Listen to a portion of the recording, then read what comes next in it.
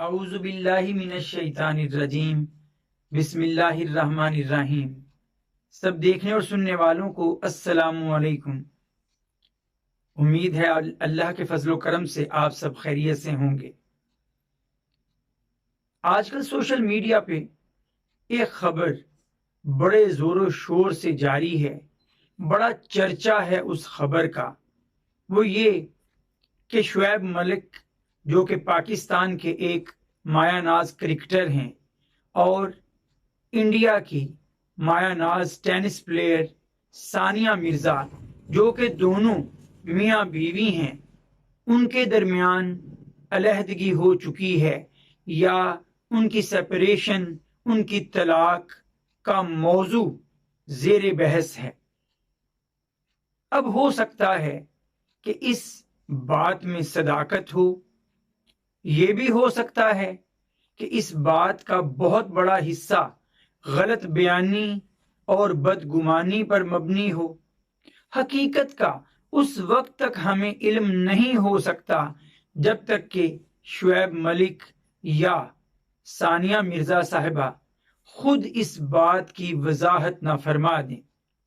ابھی تک تو یہ بات صرف سوشل میڈیا پر ایک تصویر دیکھ کر یا کسی کا کوئی کمنٹ دیکھ کر ہی زیر گردش ہے۔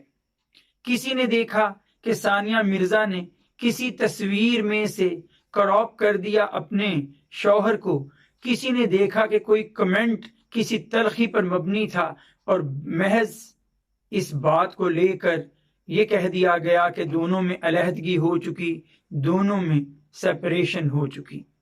یاد رکھیے، جب تک کہ تحقیق سے کوئی بات واضح طور پر ثابت نہ ہو جائے، اس بارے میں اظہار خیال کرنا اور اس بات کی ٹوہ میں لگے رہنا، تجسس میں ڈالنا دوسروں کو، ایسا درست نہیں ہے۔ سورہ حجرات میں اللہ تعالیٰ آیت نمبر 12 میں فرماتے ہیں، یا ایھا الذین آمنوا اجتنبوا کثیرا من الظن ان بعض الظن اثم۔